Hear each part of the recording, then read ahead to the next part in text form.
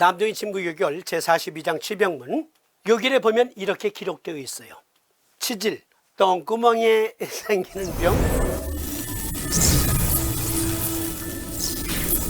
견증, 항문 내외 사방에 쥐젖 같은 것이 생기하여 먼저 가렵고 뒤에 아픈 증이니라.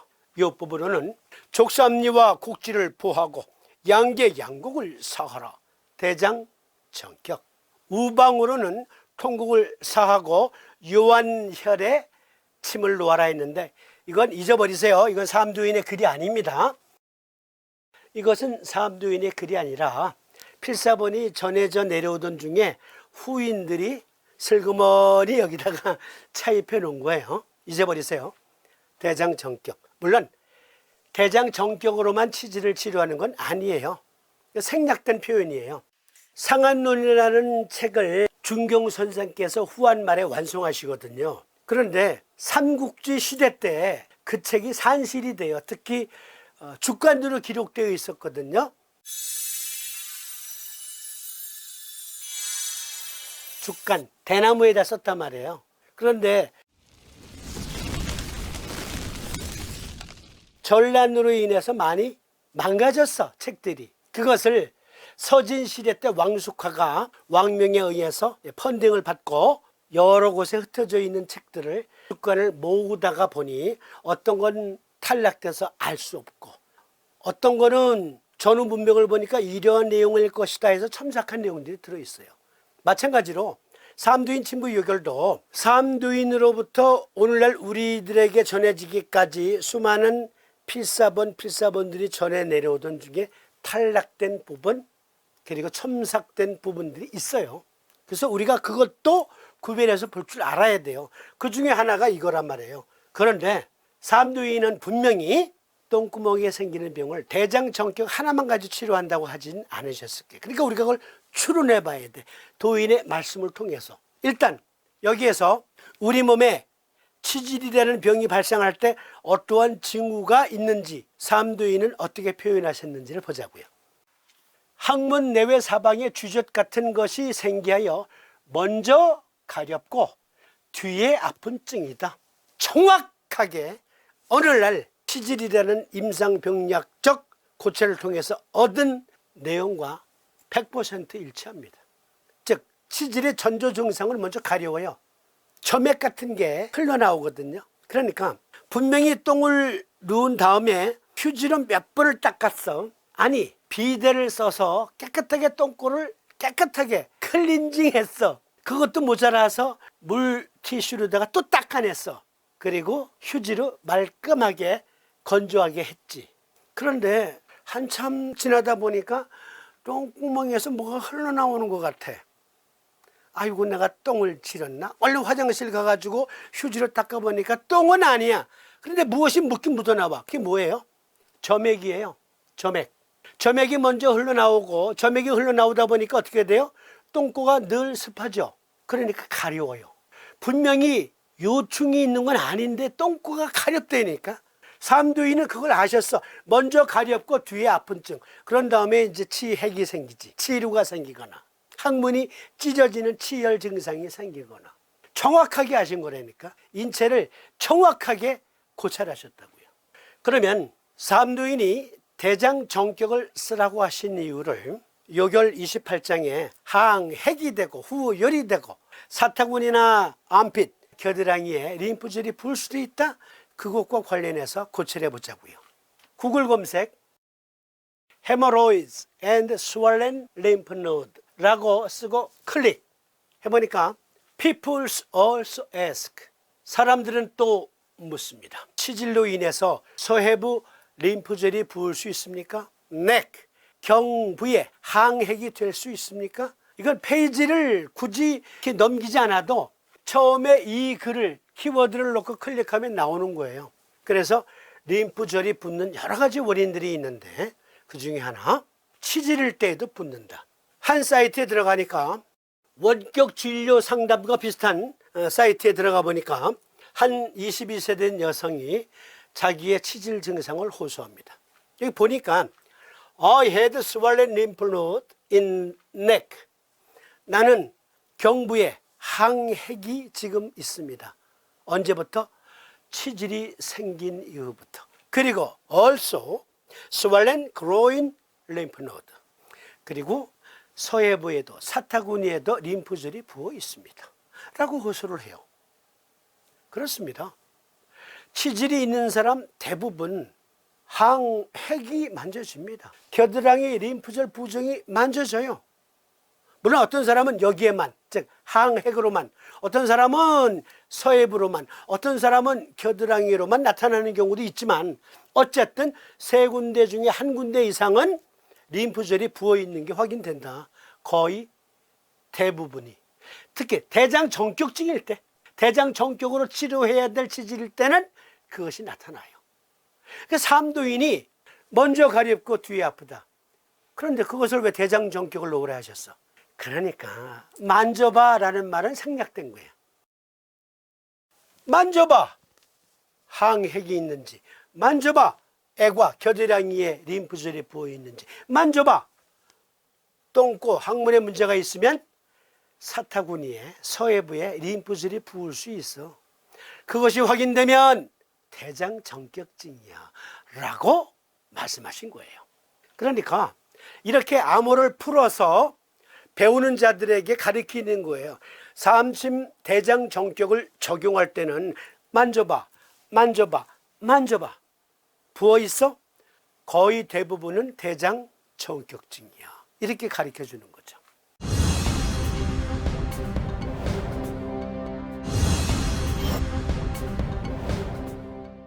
치질에 대한 이해를 돕기 위해서 의과학적인 내용은 조금 후에 집대성 삼용 주석에서 인용하기로 하고 일단 인문학적 해설을 보겠습니다.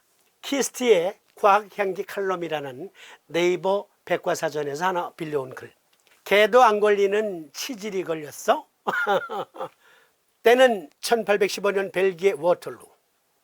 나폴레옹 군대는 영국의 웰링턴 장군에 의해 최후의 패배를 당하게 된다. 부하들의 명령 불이행, 짙은 안개, 나폴레옹의 건강 악화 등이 패배의 원인이라고 한다. 그러나 전해지기로는 나폴레옹의 건강이 악화된 진짜 이유가 있었으니 이는 바로 충치 다음으로 한국민들이 많이 앓고 있는 치질 때문이라는 것이다. 그러니까 나폴레옹이 치질을 앓고 있었던 거야. 그러니 말을 제대로 탈 수가 있나? 말 탈 때마다 이렇게 누구야 그 강남 스타일이 말춤이잖아요. 강남 스타일이. 그러니 똥꼬가 아프니 어떻게 말을 타겠어?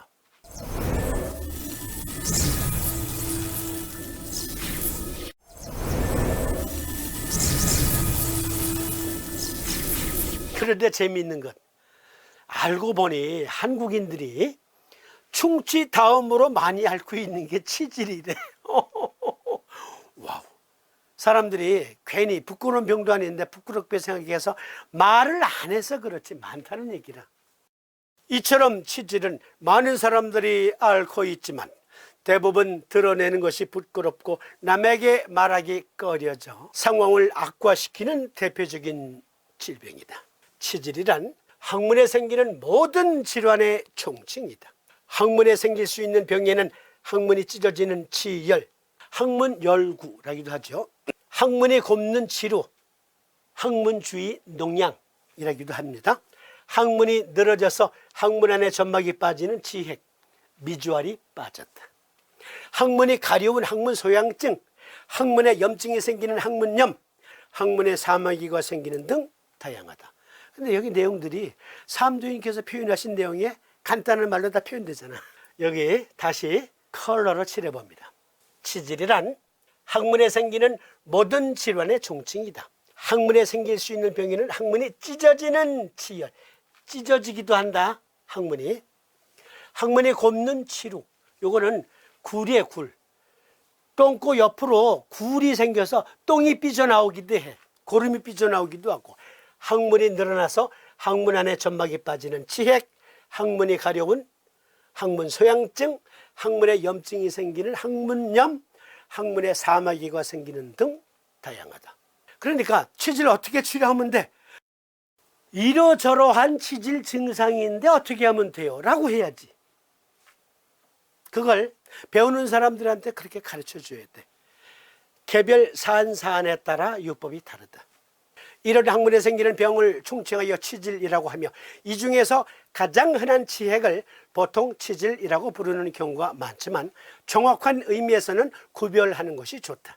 이처럼 치질의 주요 증상은 항문 밖으로 조직이 밀려나는 탈장과 배변 시 출혈이다. 보통 항문이 아프고 피가 나면서 치질이 시작되는데 앞서 밝힌 대로 부위의 특성상 바로 병원에 가거나 예방을 하는 사람은 드물다. 항문은 배변 시, 잘 들어주세요, 최대 4cm까지 확대되는데 이때 무리가 가게 되면 항문 점막이나 조직에 상처가 나게 되고 그 틈으로 혈관 덩어리나 고름 등이 나오게 되며 이것이 바로 지긋지긋한 치질인 것이다. 치질의 발병 원인은 여러 가지 경우의 수가 있습니다. 유전적 요인, 직업적 요인, 식습관, 변비, 음주 등 매우 다양하다. 그러나 그보다 더 중요한 원인은 사람들이 서서 걷는 직립보행을 하기 때문이다. 치질은 항문 정맥에 혈액이 몰리기 때문에 생기는 병이다. 그러니까 여러분, 저에게 또는 우리 삶짐 지도자 양성 프로젝트에 참여하신 분들에게 누가 치질이 있어서 묻는 거야. 저요, 치질이 있는데 삶침법 중에 뭘 넣으면 돼요? 하고 물을 때 아이, 대장정경 나, 이렇게만 얘기하면 안 된다니까. 경우의 수가 있잖아. 그리고 물어봐야 될 게 한두 가지가 아니잖아. 발병 원인을 물어봐야지. 혹시 유전적인 소인이 있는가? 직업적 요인, 거의 하루 종일 앉아서 일을 하거나 거의 하루 종일 서서 일하는가? 특히 무거운 것을 들고 하루 종일 일하는 육체 노동자인가? 식습관은 어떤가? 변비가 있는가? 술을 자주 마시는가? 동물들, 네 발로 걷는 동물들보다 취약한 직립보행 인간, 그 구조 때문에 또 치질이 잘 생긴다. 그러면 치질은 항문 정맥에 혈액이 몰리기 때문에 생기는 병이다 했으니까 어떠한 경우의 수가 있는가까지를 연구해야죠. 그러한 사전적 지식 없이 치질 내게로 오너라, 그건 무모한 짓이라니까.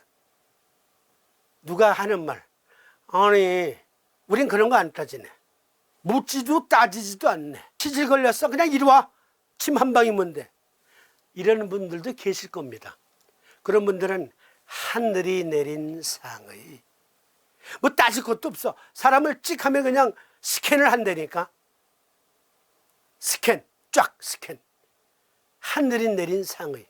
우리는 하늘이 내린 상의가 아니기 때문에 공부해야 돼. 이러한 경우의 수를 봐야 돼요. 특히 직립보행 때문에 항문 질환에 취약하다, 그건 무슨 뜻인가까지 알아야 소장 전격을 놓을 것인지, 간 전격을 놓을 것인지, 대장 전격을 놓을 것인지, 비전격을 놓을 것인지 등등을 가늠할 수 있죠. 그럼 직립보행을 하지 않는 동물의 경우는 어떨까? 네 발로 걷는 고양이나 개 등의 동물은 두 발로 서서 걷는 사람에 비해 항문이 심장보다 위쪽에 있으므로 중력을 거스르지 않고 항문 혈액이 심장으로 돌아간다. 즉, 네 발로 걷는 동물의 경우에는 항문에 혈액이 몰리지 않기 때문에 치질이 생기지 않는 것이다. 즉, 동맥, 심장에서 모타 펌프로 심방결절, 동방결절이라는 모타 힘으로 피가 쫙 끝까지, 말초까지 쫙 공급이 돼요. 그런데 이것이 바톤 터치가 됐잖아요, 정맥으로. 이때부터는 짜주는 거예요. 불수유근이 짜주는 거예요. 그리고 위로 올려, 위로. 그런데 하루 종일 걷다 보면, 여러분, 하루 종일 걷다 보면 발이 붓잖아요. 왜? 어쩔 수 없이 정맥혈이 좀 몰려, 하지로. 그 하지로 몰리는 일이 하중을 또 겸하게 되면, 무거운 것을 들거나 하루 종일 서서 일하는 그러한 직종인 경우에는, 그래서 종아리에 하지정맥류가 생기는 거예요. 하지정맥류. 즉 뭐냐면 림프 뱃셀처럼, 림프관하고 정맥 혈관은 똑같이 생겼어요. 이렇게 체크 밸브가 있다고. 올라가다가 힘들어. 그러면 이 밸브에 일단 딱 걸려서 일단 쉬어. 그리고 밸브는 닫혀. 그런데 하루 종일 서서 일하거나 더구나 무거운 것을 들고 하루 종일 서서 일하는 사람들의 경우는 이 밸브가 꺾여요. 꺾이면서 밑으로 쏟아져요. 정체돼요. 그러면 혈관이 툭툭 붉어지는 정맥류가 돼요.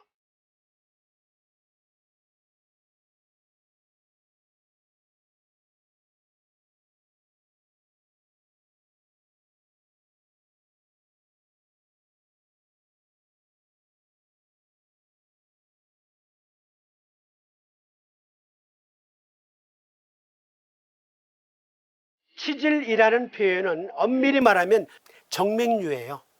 정맥에 덩어리가 생기는 거예요.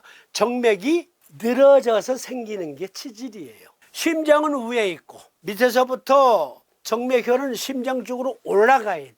림프 역시 마찬가지. 발끝에서 심장 쪽으로 올라가야 돼. 그런데 중력을 우리는 늘 경험하며 살기 때문에 발끝으로 종아리 쪽으로 하중이 몰릴 수가 있다. 그런데 똥꼬 부근에는 정맥혈이 많이 몰려 있어요. 그래서 거기에 처짐 현상이 생기면 정맥이 밸브가 꺾이면 여기 하지 정맥류가 생기듯이 똥꼬 정맥류가 생기니 그것이 곧 치질이다. 그런 것까지 우리가 이해를 해야 요법을 선정할 수 있죠.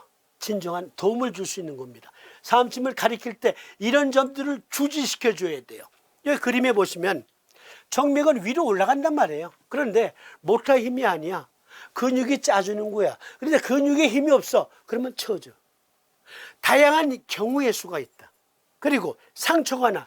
이 똥꼬 근처에 상처가 났으면 얼마나 염증에 취약하겠냐고. 여러 가지 경우의 수를 종합적으로 고려할 때만이 정확한 요법을 적용해 줄 수 있다. 근데 여기 그림을 좀 봐주세요. 소장, 대장의 혈액은 모두 일단 간으로 가요. 간으로 갔다가 상대 정맥을 타고 역시 심장 쪽으로 올라가요. 그래서 간 기능이 약해지면, 간 기능에 문제가 생기면 역시 정맥류가 생겨요. 예를 들어서 흉협고만이라는 증이 있잖아요. 고박혈액에 보면 소시오탕증, 대시오탕증, 시오게지탕증 등등. 여기 지라, 스플린, 비장이 붓는 것이 흉협고만이거든요. 비장에서 혈액이 간으로, 소장, 대장에서 혈액이 간으로 올라가는데 간 기능 부전으로 여러 가지 문제, 여러 경우의 수가 있어요. 그것도 어쨌든 어떤 경우의 수에 의해서 이것이 역류해요. 그러면 비장이 부어요. 그러면 소장의 문맥의 혈관에, 정맥혈관에 정맥류가 생겨요. 그것이 준경 선생의 상한론에 자세히 언급되어 있는데 도획승기탕증, 계지복용환증에 소복급결이라는 증이 있어요. 뭐냐면 두 가지 중에 하나예요. 정맥이 우렬돼서 정맥류가 복부, 복강 내에 복막에 생긴 거예요. 이와 같이 간으로 들어가야 될 정맥혈이 역류 현상으로 인해서, 또 하나는 림프절이 부은 거예요. 그것은 똑같은 경우의 수예요. 위로 근육이 짜주에 올라가는데 짜주는 힘도 약하고 간에서 받아들이는 힘도 약해. 밀어주는 힘도 약하고 간에서 억셉트하는 힘도 약해. 그러면 똥꼬에도 생기고 복막에도 생기고 하지 정맥류도 생기고 복부에는 특히 거미혈증이라고 해서 간경화 환자의 경우 메두사 혈증, 거미줄처럼 울퉁불퉁하게 정맥류가 두드러지는 것이 관찰되는 거예요.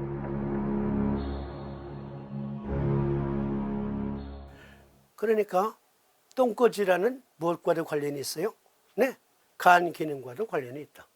소장경은 블라드 서큘레이션을 또 담당하기도 하니까 소장 정격증이 있는지, 간 정격증이 있는지, 대장 정격증이 있는지, 그리고 비정격증이 있는지를 우리가 면밀하게 살펴봐야 돼요.